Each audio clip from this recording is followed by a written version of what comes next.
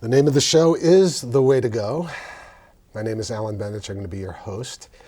Tonight's guest is Max Bendich, and this is the start of the second season. We've already done 27 episodes of the show. I can't believe it. And Dad, you're the first episode of the second season. Welcome to the show. Thank you. I'm glad I'm here with you, and I'm glad we're starting the second season, and I hope it just keeps on going, and we should be together. And that's something that good. You and I are together, and nothing's better than that. It's great. Right? It's Nothing great. could be better than that. It's right? great. It's great. So I was thinking, we've already had 10 episodes together, right. And the hits keep on coming. I was thinking, it was interesting. We were talking about on the way here that you had gotten shot, and you had back in 1969. Right. And I think at that point, you cut out like half the work that you had been doing, right. And you made a decision, I guess, that you, maybe even then, it planted a seed in your brain that you were going to retire probably by the time you were 62. And I just think, it's amazing to me, because I'm 58 now, to think that you would retire at 62 and now you're 98, you've been retired now for 36 years. I mean, how did you come up with that decision? How did you think you could do it? I'm curious. I never thought about how could I do it, but we knew one thing. We were given an option from the government. If you retire at 62, you'll get, instead of 100% of the Social Security, I don't remember the number, whatever it is, right. You're going to get that. But so you got a lower percentage of Social Security. A lower percentage, right. And if you waited 3 more years, you'll be getting the full. Right. But if you do the math, and I was doing the math, it seemed that I'll be making more money for the first 9 years. Right. And when I hit that 9th year, right. I'll be getting less money because the percentage was less. Right, because of the way it was. Yes. The net value of it. The value of the money. But up until 9 years, it took that point to break even, right? To break even. Break even of what you would have done if you had been. Yes. I understand. I'm an accountant, so I understand that. So that's what I do for a living. So I understand that. So you did the math. Did you ever think you were going to live to be 98? That's the other question. You don't think about these things, Alan. Right. You don't. You don't even think you're going to be 63. The numbers. Look, you're living. The whole thing is. Right. We had a good family. We were living from day to day. Yeah. And each day, I tell them now, you're 98. The days come in 2 weeks. The weeks come in 2 months and years and everything else. So, but the other thing is, you were 62. But Mom was 56 or 57. She was a young woman, right? I mean, you were a young guy, but she was a young woman. I guess she went along with it. I mean, it must have been strange to retire at such a young age. We never thought about it that way. No, seriously, we never thought about it. We knew one thing, that we made up our mind, Dorothy, Mom and I, that we were going to retire at that I'm going to get Social Security at 62 years old. So that was it, and maybe we talked about it. I don't think we did. Okay, so 62, you were living, you were living in the Bronx. What do you do with your time at 62? So we were lucky. We found a senior center. Right. No, what's a senior center? It's a center that the city takes over and gives it to people who are seniors at 60 years or more. Right. And again, I was 62. I joined the senior center. And what's a senior center? It's a place where seniors come and they get, at that time, a meal for practically nothing. It was for a half $1. You would get a regular meal. But I thought you said a quarter. The quarter was for the breakfast. Oh, for breakfast. Okay. Later on, we got the quarter for the breakfast. Right. But we didn't have a breakfast. That came on later on account of me. I did it. But we had we had a lunch. Right. And we would get there earlier just to meet the people. Right. And it was a place to get together. I met people there, and Mom also met people, and she found out that she's a reader. She was a reader, and she would read all the time. What would I do there? I knew how to play bridge, and at that time there were about 6 tables. That's 24 people playing bridge, and we all knew each other eventually. We kept on doing that day in and day out. Right. And besides that, they were playing canasta, they would play rummy, but Mom didn't play any of these things. She listened to lectures, she read books, she met the people. But then she also, I remember there'd be costume parties and you'd have like... Wait. Most of these people yes. were Jews. Right. At that time, it wasn't the Jewish centers are not. They're not religious. Some are religious, but they're called religious centers. Right. But this was a city center. This was funded by New York City. And where did they come from? Co-op City. Right. The majority came from, even though in Co-op City there were 2 or 3 centers, but why did they come to our center? Our director was a dancer. She would even go to dance studios to learn different steps. Right. And the people would come, we would make friends that way. They liked me, I liked them. Right. And life kept on going. And eventually lunchtime would come. Right. And then we would stay there about another hour or so, and then we would leave. Right. Something else they would do. About 3 times a year, we would go to the country. Right. And so you'd go on trips. We would go on trips. Right. Now we'd also go on trips downtown to see a play. Right. And So you went to see plays? We went to see plays. Right. Alan, it was a good, for me. So what was it? So a typical day for you? Let's say at 62 years old, I could see myself still working. Like, you'd wake up in the morning. What would you do? A good idea. Normally, again, you wake up in the morning, you take a shower, take a shave, and and Mom is doing about the same thing, getting things ready. And she'd get her bag. I just remember she used to have a bag, and was that later? No, it was later on that time. Okay. But this is the morning, in the life.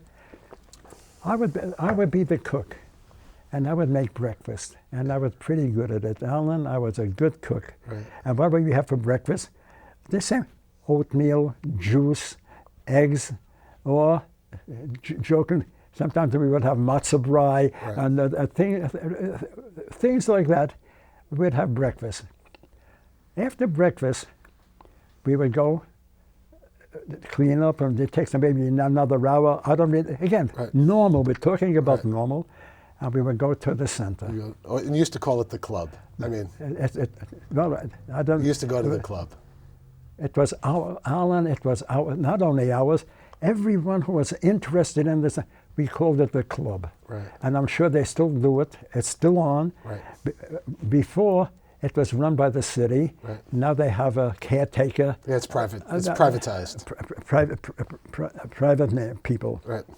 And we would go there, and we would find, we got a special place. Mom had to go to the bathroom. I know. Right, but it happens. So where would she sit? And I'll see how I'm sitting now? Mom, this is Mom. Right. Right behind her, it's a bathroom. Right. And we would, no one took her seat away from her. Right. And we would sit there, and she would go there. She would listen to lectures.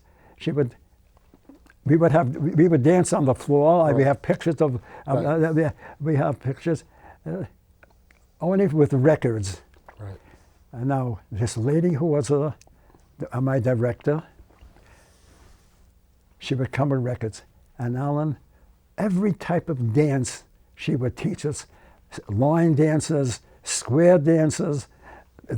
We even tried the Irish jig. Right. No, I don't know if we had even any Irish men. We had a lot of Italians. Right. And so, Dad, were you and Mom some of the younger people that were at this at the club? I didn't run it again. Mom didn't like it, actually. So I brought her in. Right. She's 5 years young, 5 or 6 years younger than me. Right. I'm 62. She must be about 57. Right. So we go in. At the door, they come on, join. She said, all right, I'm going to join. We come into the center. Oh, that looks funny. She comes in, and what does she see? The normal people there. People in their 60s or 70s. They're like this. Some of them with walkers. We didn't even know what walkers were at that time. I know. And who's standing next to her? The director. And at that time, I don't remember, maybe I was an officer, I became president. Right. She says to me, Mac, are you kidding? I'm going to come here with these old people? Alan. Right next to the director. Right. She ran out, and she didn't come for at least a couple of years. Right. And Alan, she didn't, but they allowed me to get a meal for her. Oh, I remember. You used to bring a meal home from Mommy. I used to bring home meals. I remember that. And how much were the meals at that time? 25 cents, 50 cents. Right. But eventually, I became a president. Right. And I would President of the club. I'm president of the club. Right. And I would argue with she's a good lady, and yet I would fight with her. Right. And I would tell her, we need a breakfast club. We need a breakfast program, a breakfast program. Other centers were having them. She didn't want to. But eventually I got on her nerve. This is what she said to me. You want a breakfast program? Have it. You're going to be in charge of it? Just a minute. I said, what are you talking about? You have a cook, you have beautiful... And you're just one of the seniors, right? That's what I was saying. Wait a minute. I remember. And I became part of it. Right. Now, the first time we had breakfast, Alan, we have over 100, definitely over 100 people coming in every day. 5 people came for breakfast. Right. Come for breakfast, I'm hungry. They wanted to see what it's all about. Right. And they called 1 to 5, and we would go stand over 1 to 5. The next 6 to 10, everybody got a ticket. Right. When they bought for a meal even. No, definitely for a meal, I'll tell you. And we would go and what? Again, I'm trying to figure out how we did it, and little by little we got. No, but I do remember you weren't you doling out the food too? I remember you worked there.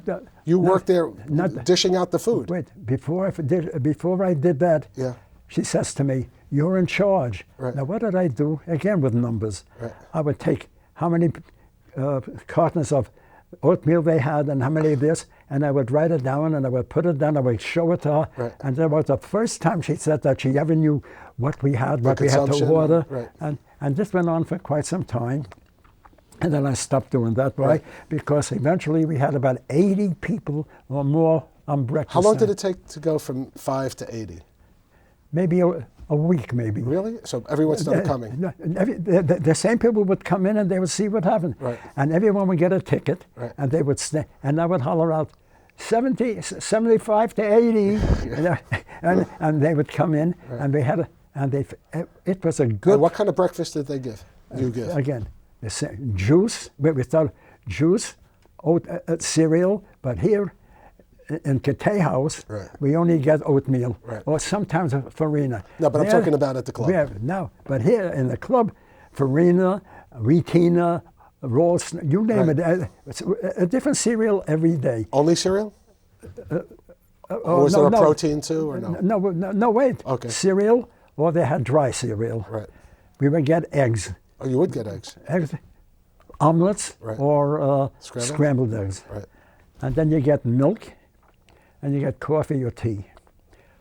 10 cents it started. Wow. Alan, well, look, first of all, it's the city agency. Right. The city is giving them the money. Right. And and if you didn't have the dime, right. I mean, you could argue for when you come in, they don't ask you. They're not allowed to, right? They're not allowed to ask you. Right. And there weren't too many people who did that. Right. And so the money was very seldom spent. And it grew up, and right. It grew up, and it grew up. Right. So so you'd have breakfast, and you're the one who was responsible for having the center's breakfast. Right. And that continued forever. That continued forever. And then, so you have breakfast. After breakfast, what do you do? All right. Then we go, and we separate like. Yeah. We had at least 6 tables meaning 24 people So you played cards. We played cards. Okay, so what other activities were happening other than cards in the club? They had lectures. Right. They had, we would go out many times to another center, Right. and they would come to us. We had singing, not vocal. Right. Vocal. Right. Yeah, it shows. And we would have a program. Right. And we would go there. We were all of them were active places. And then it would be lunchtime, right? And then again it came to lunchtime. Right. 1 to 10, Right. and then again they followed orders. Right. They lined up. Right. 1 to 10, and then I say, well, it's about 8, 10 to 20. Right. Did you work the lunch too, or just the breakfast? No. So after lunch, okay, so you get the lunch, and then at what, like 1 o'clock, you'd come home? Yes. Now, I want to tell you something else. Okay. When we woke up, I told you I made the breakfast. Right. So you already had breakfast. So we go over there, we get another breakfast, Right. but we put it away. Right. We had jars and things like that. Right. Put it away, and then we would get lunch, and I never ate The lunch. the lunch At or the lunchtime. at lunchtime. Right. When we took it home, That would be the a thing we dinner. took for lunch Yeah. became, and then for breakfast Yeah. became our lunch, and the thing we took for lunch Became your dinner. So basically, the way you did that, I mean, so you were 62 years old, you didn't have any money coming in, That's right. but ultimately you were able to have an interesting life with the center, Oh. and also it was providing almost all the food that you needed Right. for you as a couple. And not almost everything that we needed, we took home. From the And I center. didn't have to. I'm the one that was cooking. We already. Mom didn't cook. Right. And we had enough to eat and everything else. Right. Plus, we had other things to do also. Right. Alan, what did I do? And you're right. After we came home from the center, Right. I would go for walks. I know something else. You'd read the paper. You always read the paper. Oh, not only one paper. Right. We read quite a few papers. Right. And we were intellectual. I don't even want to say that. Yeah. Again, we were the people who liked, we told you before, the different type of music and everything. Right. Music. And we had we had a wonderful life. Did to us- Mom enjoy it, you think? I mean, when we think of Mom, okay? Was she happy sitting there and reading Right. No, again, when she was at the club? before that, there was a lady who would give various type of lectures Right. on different type of subjects. And she enjoyed that? I mean, see, because I wasn't, that's a part, that was something that you did with Mom. Yes. So we didn't, the children, meaning That's right. me, No, my that's brother, and right. my sister, And had we no idea what was going on in the And we club. never talked about it. Right. Why? Again, it was a daily thing. Right. It was a natural thing to do, not eventful. According to us, it was living one day after So another. every day was like that, basically? Every day, except again, maybe Except the 3 times a weekend. year. But wait, before that, Yeah. we would go up to the mountains Right. and Right, go on trips. we would go on trips. For let's say it cost about $200, Right. and it would cost us about $110 Right. because they would get a discount Right. from the government. So basically, all your social needs and all your food, nutritional needs were being taken care of. Every need that was every everything. day, even though the weekend we were on our own, Right. it was still part. But the weekend, I also remember that you would, like every weekend, you'd see your daughter and her kids. That's right. So your weekends, at least on Sunday, were always filled up with your grandchildren, and Mimi and Sam. 100%. Most of the time, almost 100%. Right. Miriam lived in Stony Brook. Right. Actually, Stony Brook from the center or from our house was about a little more than an hour, Right. an hour and a quarter, never an hour and a half. Unless there was unbelievable Unless traffic. unbelievable traffic. Right. And we would go up to we would go up to Stony Brook, Okay. and I would again part of the routine. living the day. The routine, right? And what would I do? We'd be there. We'd have something to eat. And we had 2 grandchildren, Right. Michael and Gabriel. And they, maybe about 10 minutes away from their house was a comic book store. Right. And they would we say, talked about okay, Zadie, let's go gallivanting. Yeah, and we would go, and I would, but that part of the, Right. that part of it, that made the day long, shorter. Right. And then. But we also, we played cards, and we, when I was available at that time, and we spent a lot of time at their house. Yeah. And we'd eat at Burger King, and we had a great time. We never thought of it. We had a good, we came to enjoy ourselves. Yeah, and and the other things we used to do, if you remember, when I used to join you on those trips, we used to play Ghost, and we used to play Geography. Go again. And when we played Ghost? I Geography? got the spelling of words. Yeah, Ghost is the spelling of words. So I would come to a place. Oh yeah, I used to set you up. Okay. You would set Alan. Right, because for whatever we'd always use the word the letters. I'd have him say H. He'd say H. I would say I, and he would always say N. Always say N, and I would always do that. I'd always wait until he said H, and I'd always say I. And every single time he'd say N, and I'd say, and then I'd say, no, wait a minute, what was it? And Hing. And I'd say Hing. G. No, then I would say G. No, he would always think hinder. He would always think that was the only word, and it was something that we did for years, and we still do it. But and then I'd say G. Say what's Hing? And it's hinge. But that's one of our little games that. Alan. It's a memory, right? Even though it's from memory, it was good, Alan. It was all good. Again.